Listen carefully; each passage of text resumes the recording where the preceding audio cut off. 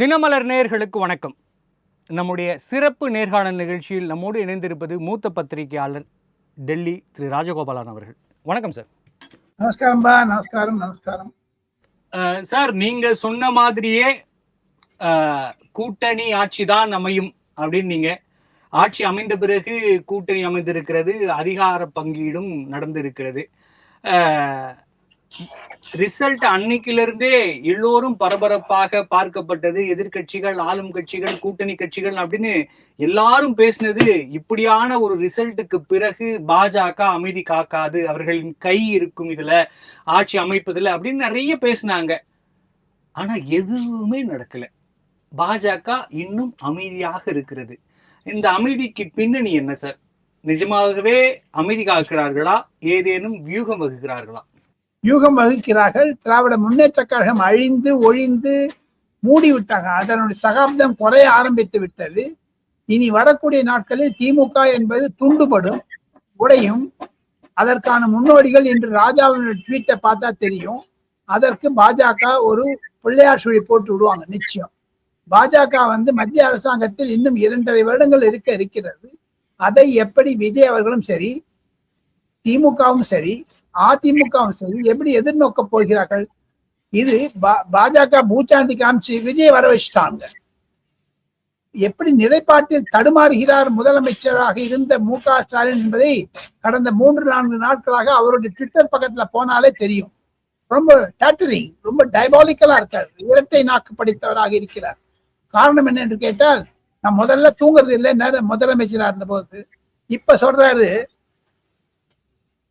ரொம்ப யாரையும் திட்டாதீங்க, நம்ம நன்மையா நடந்து போவோம்னு.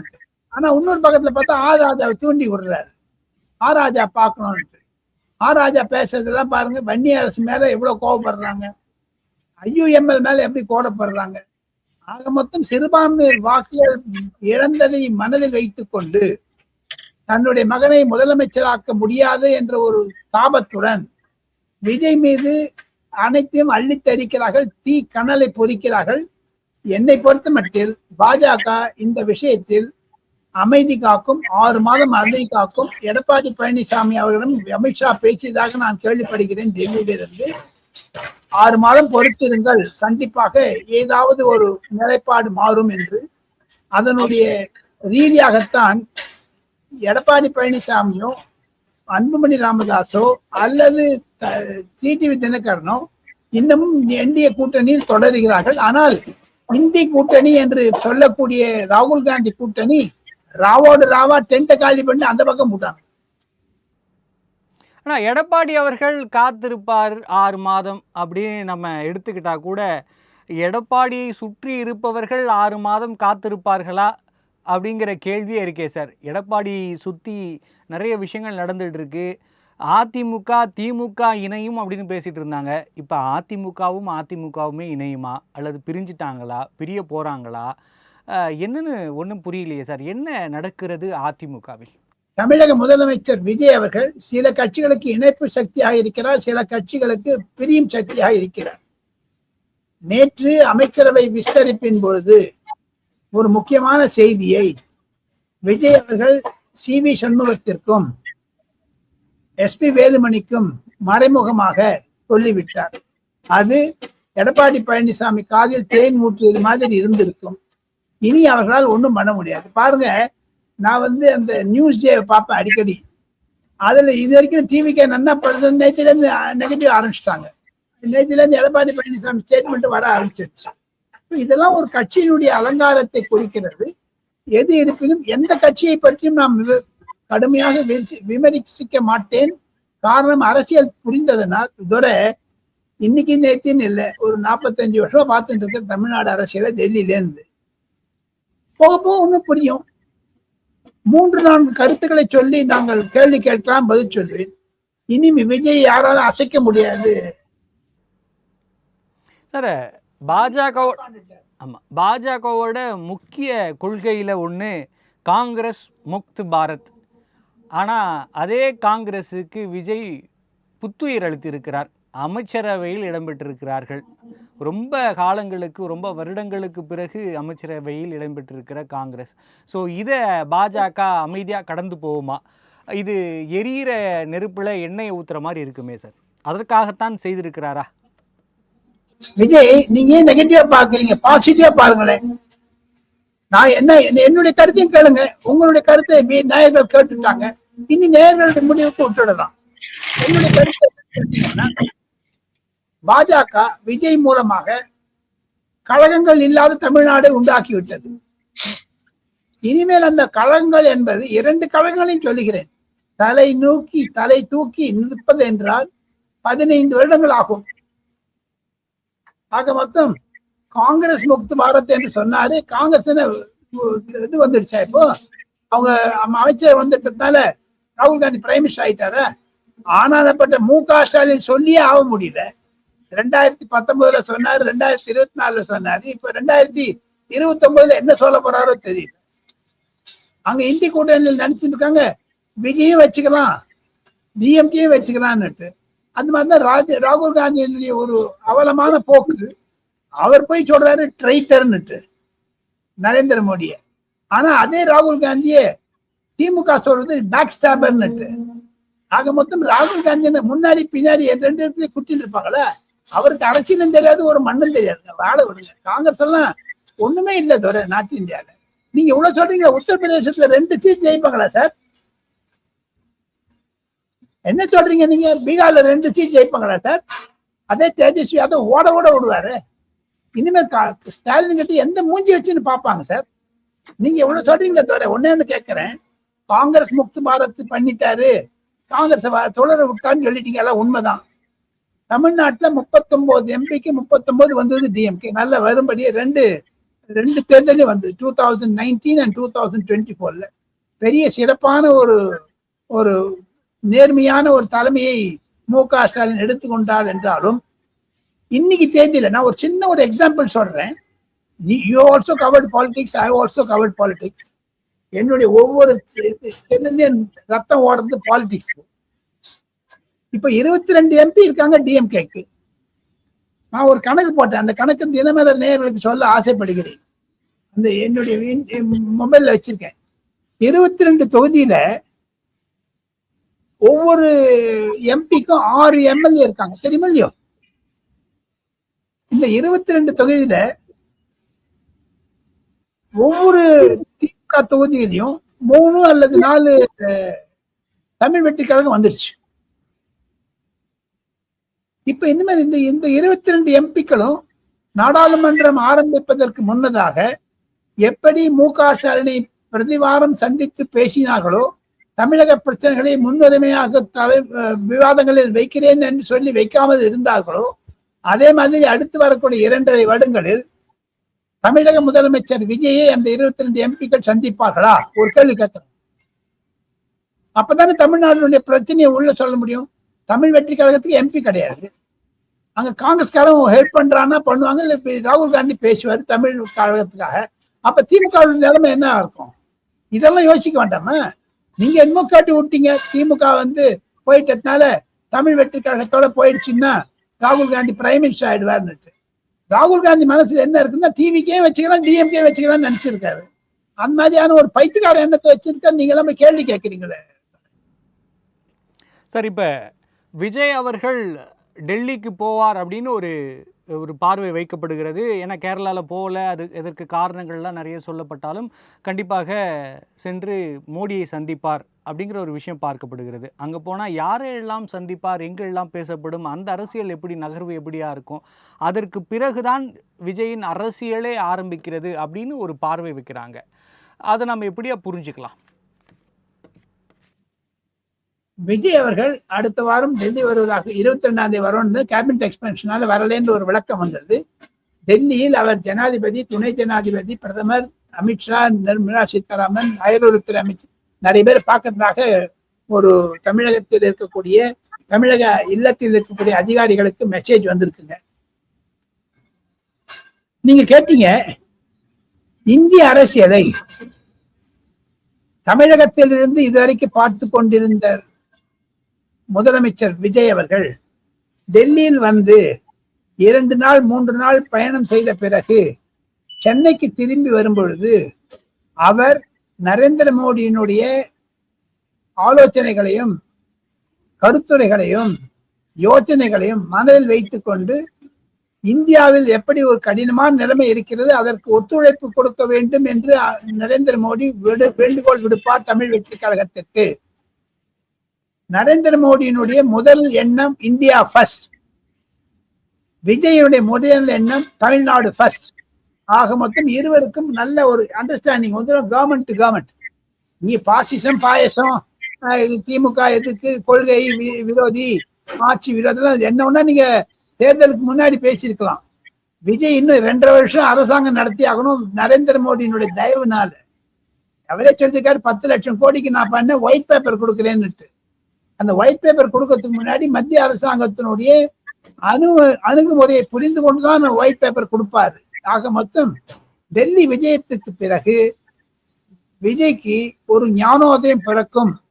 ராகுல் காந்தினா என்னன்னு அவருக்கு புரியும். அப்பதான் சார், இப்போ நிறைய விஷயங்களில் திமுகவிற்கு போட்டியாகத்தான் விஜய் செயல்படுகிறார்.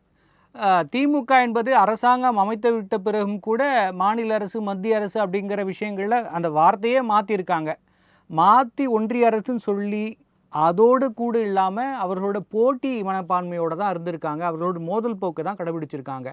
அப்போ அதற்கு மாற்றாக வந்திருக்கிற விஜய் அப்படின்னு சொல்லிக்கிறவர் அவரும் ஆல்ரெடி எங்களோட கொள்கை எதிரி அப்படின்னு சொல்லியிருக்காரு.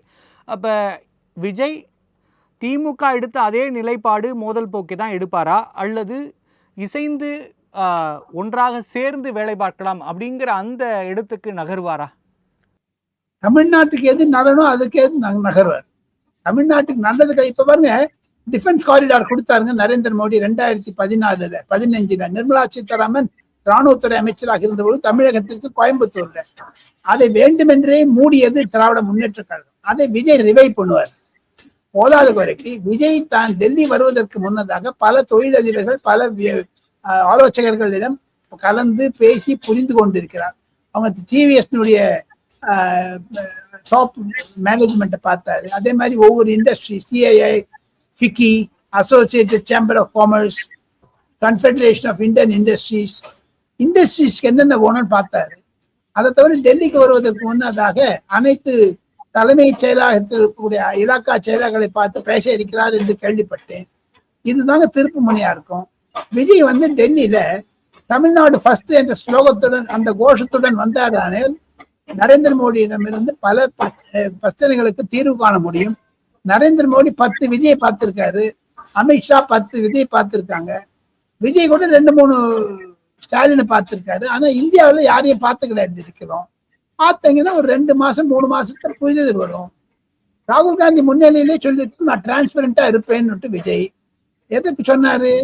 ராகுல் காந்தி முன்னிலையில் சொல்வதற்கு காரணம் என்ன?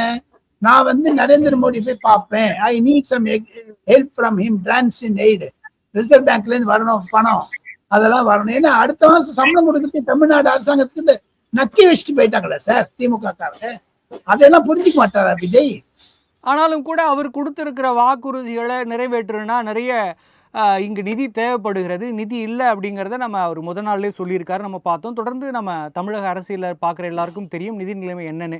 ஆனால் திமுக அப்படி வாக்குறுதிகள் கொடுத்துருந்தாலும் அதில் தப்பிக்கிறதுக்கான வாய்ப்பாக ஒன்றிய அரசுன்னு மத்திய அரசு சொல்லி அவர்கள் நிதி தரலை அப்படிங்கிற அந்த மோதல் போக்க சொல்லிட்டு இருந்தாங்க. அது ஓரளவுக்கு அவர்களோட சப்போர்ட்டர்கிட்ட ஒரு நல்ல பேரை வாங்கி கொடுத்தது. மத்திய அரசு தான் நிதி கொடுக்கல, அதனால செய்ய முடியல அப்படின்னு ஒரு தற்காப்பு வார்த்தைகளாக இருந்தது. இதையே விஜய் கண்டினியூ பண்ணுவாருன்னு நம்ம எதிர்பார்க்கலாமா? திமுக செய்தது அயோக்கியத்தனம் என்பதை விஜய் புரிந்து கொண்டு விட்டார். விஜய் தேர்தலில் பொழுதே பரப்புரையிலே சொல்லிவிட்டார், 3 லட்சம் கோடி 4 லட்சம் கோடிக்கு பட்ஜெட் இருந்தா கூட 30% டாக்ஸ்ல இல்ல, ஸ்டாலின் ஸ்டாக் வீட்டுக்கு போகுதுன்னு சொன்னார். ஞாபகம் இருக்கா உங்களுக்கு? அந்த 30% நான் சரி பண்ணேனாலே எல்லாம் சரியாயிடும். அதுக்கு உதாரணமாக இன்று அரிசி கொள்முதல் விலையில் ஒரு மூட்டைக்கு 40 ரூபா வாங்குறான்னு அதை கட் பண்ணிட்டாரு உணவு அமைச்சர் அந்த அர்ஜுன் ராய் போய் பண்ணியிருக்காரு. நான் பார்த்தேன் டெலிவிஷன்ல. அது மாதிரி சின்ன சின்ன 10 ரூபா பாலாஜி 10 ரூபா எடுத்தாங்கன்னாலே உங்களுக்கு அந்த லாபம் நிறைய வரும். திமுக அன்னைக்கு அதெல்லாம் நான் ஊழலற்ற ஆட்சியை தருவேன், டிரான்ஸ்பரண்டா இருப்பேன்னு சொல்லிட்டு அப்புறம் இஃப் இன்டர்ஜஸ் இன் கரப்ஷன் அவரை பொதுமக்கள் தூக்கி அடிப்பார்கள். அதுதான் என்னுடைய கருத்துங்க. விஜய் அந்த மாதிரி பண்ண மாட்டாங்க. திமுக பண்ண அட்டூழியம், அட்டகாசம், ஃப்ராடு, மணல் கொள்ளை அதெல்லாம் நிறுத்துவார் தான் நான் நினைக்கிறேன். ஏன்னா பொதுமக்களுடைய ஒரு எதிர்பார்ப்பை விஜய் துரோகம் செய்ய மாட்டார் என்பதுதான் என்னுடைய கருத்துங்க. திமுக செய்யுது. ராஜாவோட ட்வீட்டை பாருங்க, அழுறாங்க சார், அவன் அழறான் சார். இன்னைக்கு மூக்க அழகிரினுடைய பொண்ணு வந்து தமிழ் வெற்றி கழகத்தை சேர்ந்துட்டாங்க சார். அந்த மாதிரி பல திமுக டிஸ்கிரிண்டா இருக்காங்க. எனக்கிட்டே ஒரு 3-4 எம்பி பேசுறாங்களே, நாங்கெல்லாம் எப்படிங்க இனிமேல் ஃபங்க்ஷன் பண்றது? எங்களை போனா விரட்டி அடிக்கிறாங்களே, தேர்தல் போதே அடிச்சாங்களே. கனிமொழியே ஃபீல் பண்றாங்களே. கனிமொழி வந்து ஒரு SMS அனுப்பிச்சிருக்காங்க சுப்ரியா சூலைக்கு, அதெல்லாம் டெல்லியில பரவலா பேசுறாங்களே மராட்டி எம்பிகளுக்கெல்லாம். ஏன்னா கனிமொழியும் சுப்ரியா சூலை அவ்வளவு கிட்ட, இந்த நகமும் சதையும் மாதிரி. கனிமொழி அவர்கள் அனுப்பிய மெசேஜ் என்ன sir? We are facing immense problem with TVK. They will crush DMK. அப்படிதான் அந்த முறுக்கி விட்டுறாங்க. எப்படி கரூர் விஷயத்துல ஸ்டாலின் வந்து விஜய் வந்து கிரஷ் பண்ணாங்களோ அந்த மாதிரி திமுகவை விஜய் இப்ப கிரஷ் பண்ணக்கூடிய நிலைமை வந்துடுச்சு. அந்த 41 பேர் செத்து போன சாபம் தாங்க திமுக வெளில போச்சு. அவனுடைய ஆசீர்வாதம் தான் விஜய் வெற்றி பெற்றார். சார், அதிமுகல 2 அணிகளாக இப்ப கடைசியா 2 அணிகளாக பிரிஞ்சு இருக்காங்க. இதை ஒன்று சேர்வதற்கான வாய்ப்புகள் எதுவும் இருக்கா? டெல்லியில இருந்து அதற்கான மூவ் எதுவும் இருக்கா? அதிமுகவை ஒருங்கிணைப்பதற்கான முன்னெடுப்புகளை டெல்லியில இருக்கவங்க எதுவும் எடுக்கிறாங்களா? சென்னையில எடுத்தாச்சு. ஒண்ணு டெல்லி என்னத்துங்க? டெல்லி இனிமேல் இருக்குங்க. டெல்லி உங்களுக்கு டெல்லி அவரோட தலையீடு இருக்கு அப்படின்றதாலதான் நாங்க கூட்டணிக்கோ போகல அப்படிங்கிற மாதிரி சொல்லியிருக்காங்க. எல்லாருமே அதிமுக அப்படின்னு பாக்குறப்ப அவர்களுக்கு காரணமாக இருக்கிறது, சப்போர்ட்டா இருக்கிறதுன்னு பார்த்தா பாஜக தான். அவர்கள் தயவுல தான் கூட்டணி தொடர்ந்துட்டு இருக்கு, கட்சியும் நிலை பெற்று இருக்குன்னு பாக்குறாங்க. சோ அந்த விஷயங்கள் தொடருமா? அந்த திமுகவில் இருக்கக்கூடிய பிரச்சனைகள் தவிர, அதிமுக இருக்கிற பிரச்சனைகள் எல்லாம் தவிர, இனி வரக்கூடிய நாட்களில் அதிமுக தன்னுடைய பிரச்சனையை சென்னையில் தான் சால்வ் பண்ணிக்கணும் தவிர டெல்லிக்கு அதுக்கு இனிமேல் தொடர்பு இருக்காதுன்னு நினைக்கிறேங்க. ஏன்னா அவருடைய வெற்றி தோல்வி எல்லாம் எடப்பாடி பழனிசாமியுடைய தலைமையில் தான் அந்த என்டிஏ இருந்தது. அதை அமித்ஷா சொல்லிட்டாரு. அந்த 15 நாள் அமித்ஷா வந்து வெஸ்ட் பெங்கால்ல உட்காந்து செலவிச்சு வெஸ்ட் பெங்கால்ல ரூலிங் பார்ட்டியா வந்தாங்க. இப்ப 2029 ஒரு 10 நாள் வந்து உட்காண்டாருன்னா தாவேக்காவா இருக்கட்டும், திமுகவா இருக்கட்டும், அதிமுக தான் ஜெயிக்குங்க. பார்த்துட்டே இருங்க. எடப்பாடி பழனிசாமி தலைமையில் இருக்கக்கூடிய அதிமுக ஒற்றுமையாக இருக்கும். காரணம் அவரிடம் இரட்டை இலை இருக்கிறது. அதை ஏற்ப ஏடிஎம்கே ஹெட் குவார்டர்ஸ்ல போய் மீட்டிங் நடத்தினார். சண்முகம், CV சண்முகம், SP வேலுமணி மாதிரி வெளியில எங்கேயும் நடத்தல. இனிமேல் அடுத்த சட்டசபை ஜூன் 12-13 தேதி சென்னையில கூடுறதுன்னு நான் கேள்விப்பட்டேன், பட்ஜெட் பிரசன்டேஷனுக்காக. அதுக்கு முன்னதாக இவர்கள்லாம் ஒன்னா ஆயிடுவாங்க. 47 பேர் சேர்ந்து விஜய்க்கு சப்போர்ட் பண்ணா என்ன பண்ணுவீங்க? அந்த ஒரு பாசிபிலிட்டி இருக்குல்ல. இப்ப எல்லாரும் சொல்றாங்க தமிழ்நாடுனுடைய திட்ட குழுக்கு திருமாவளவன் சேர்மனா போடலாமா அப்படின்லாம் கேட்டுட்டு இருக்காங்க. சப்போஸ் ஏடிஎம்கேவே சப்போர்ட் பண்ண ஆரம்பிச்சுன்னா இவங்களெல்லாம் கழட்டி விட்டுட்டு விஜய் வந்து அந்த பக்கம் பண்ணிடுவாரு. ஏடிஎம்கே எல்லாம் அந்த அந்த பாசிபிலிட்டி இல்ல அலைவ். பட் அமைச்சர்கள் கொடுப்பதற்கான எந்த வாய்ப்பும் இல்லை. இருக்கிற துறைகளுக்கெல்லாம் பெருவாரியான அமைச்சர்களை கொடுத்துட்டாங்க. அப்படிங்கிறப்ப அமைச்சர்கள் எதுவும் இல்லாம அதிமுக விஜய்க்கு சப்போர்ட் பண்ணுவாங்களா? அமைச்சர் ராஜினாமா பண்ணிட்டா என்ன பண்ணுவீங்க? அந்த இடம் காலியாகவும் இல்ல. இந்த அமைச்சர்கள் எவ்வளவு நாள் நிற்பாங்கன்னு யார் கண்டா? காங்கிரசினுடைய நிலைப்பாடு திமுக முதுகு குத்தினப்பனும் விஜய் முதுகுல குத்துறதுக்கு 1 நிமிஷம் ஆகாது. காங்கிரஸ் வந்து குத்தியே பழக்கப்பட்டு அதனாலதான் ஜனங்க அவனை பதைச்சு விட்டாங்க தரைக்கு அடியில. வங்காள தூக்கி அடிச்சிட்டாங்க. ஆனா விஜய் எடுத்திருக்கிற ரொம்ப ராஜதந்திர முடிவுன்னு சொல்லலாம் இல்லையா? ஏன்னா காங்கிரஸ் எப்பொழுது வேண்டுமானாலும் பின்வாங்கலாம், இல்ல தங்களோட நிலைப்பாட்டை மாற்றிக்கலாம் அப்படிங்கிற சூழ்நிலையில தான் அவர்களுக்கு அமைச்சர் பதவி கொடுத்திருக்காரு. இப்ப கிடைத்த அந்த அமைச்சர் பதவியை கெடுத்துக்க யாரும் விரும்ப மாட்டாங்க இல்லையா? அது உண்மைதான். இப்ப மேகதாது பிரச்சனைல நேற்று DK சிவகுமார் சொல்லியிருக்காரு, தமிழ்நாட்டுக்கு ஒரு டிராப் தண்ணி கொடுக்க மாட்டேன்ட்டு. இப்ப விஜயனுடைய நிலைப்பாடு என்ன? தமிழ்நாடு காங்கிரஸுடைய நிலைப்பாடு என்ன? அந்த ராஜ்குமாருக்கும் விஸ்வநாதனுக்கும் என்ன? அவங்க என்ன இங்கேயே உட்காந்துருப்பாங்களா? அவங்களாம் பதில் சொல்ல வேண்டாமா? தமிழ்நாடு காங்கிரஸ் சும்மா விட்டுப்பாங்களா? செல்வ பெருந்தகை என்ன சொல்லுவாரு? கர்நாடகா காவிரி தண்ணி கொடுக்கலன்னா இவங்கெல்லாம் பொட்டி மூட்டை கிளம்பி படுக்கை கிளம்பிடுவாங்க சார். அவனுக்கு என்ன போச்சுங்க? 5 பேரு, அந்த 3 பேர் ரிசைன் பண்ணிட்டு டிவிக்கல சேர்ந்துருவாங்க. அவனுக்கு என்ன போச்சு? அம்மையார் ஜெயலலிதா செய்த அரசியலை நீங்க கொஞ்சம் மனசுல வச்சுக்கணும். அங்க தமிழ்நாட்டுல காங்கிரஸ் தனியா இருந்த போது காங்கிரஸ்ல இருந்து 4-5 பேர் இந்த யசோதா மூலமா தனியா வச்சுட்டு தனி பிளாக்கா வச்சுட்டாங்க. ஞாபகம் இருக்குல்ல? அந்த மாதிரி 5 பேர்ல 3 பேர் இப்ப வந்துட்டாங்கன்னா மீதி 2 பேர் என்ன கையில கும்ப பிடிச்சுதான் போகணும். அவ்வளவுதான், முடிஞ்சு போச்சு சார். அதே மாதிரி இப்ப திமுகவில் நாம் என்ன தவறு செய்தோம், என்னென்னலாம் உங்களோட சஜஷன் அப்படின்னு திமுக தலைமை கேட்டிருக்கிறது. அதை தாண்டி திமுகவில் இருக்கிற நிறைய தலைவர்கள் அதிருப்தியில் இருக்காங்க அப்படிங்கிறதையும் பார்க்க முடிகிறது. அவர்களோட கொள்கைகளாக மாறுபாடுகள் இருக்கிறது. அவர்கள் சொல்கிற விஷயம் என்பது திரைமறைவில் நிறைய விஷயங்கள் சொல்கிறாங்க. திமுகவில் ஏதும் பிளவு ஏற்படவோ அல்லது வேறு ஏதேனும் மாற்றங்கள் பெரிதாக நிகழ்வோ வாய்ப்பு இருக்கிறதா? அதை பற்றியான செய்திகள் எதுவும் இருக்கிறதா? பொதுமக்கள் உதயநிதியை முதலமைச்சராக்குவதிலிருந்து தடுத்தார்கள். கட்சிக்காரங்கள்லாம் உள்ள தடுத்துட்டு இருக்காங்க. ஏ ராஜானுடைய ட்வீட்டு, அந்த செந்தில்குமார் கிருஷ்ணகிரியில தோத்து போட்டார் அவருது, துரைமுருகனுடைய ட்வீட்டு, அப்புறம் KN பாத்தீங்கன்னா உங்களுக்கு டவுனா தான் போகும். அதை தவிர விஜய் வரக்கூடிய 15 நாட்களிலிருந்து 45 நாளுக்குள்ள, நான் ஜோஷி சொல்லல, நடக்கக்கூடியது சொல்றேன், மத்திய என்போர்ஸ்மெண்ட் டைரக்டரேட்ல இருந்து 2 லெட்டர் தயாரா இருந்து விஜய் அப்படி கையெழுத்து போடணும். விஜய் ஜோசப்னு KN அரெஸ்ட் பண்ணிடுவாங்க. சட்டசபை நடக்கிறதுக்கு முன்னாடியே பாருங்க, அவருடைய இந்த ரெக்ரூட்மெண்ட் பாலிசி டிவி பண்ணாரு.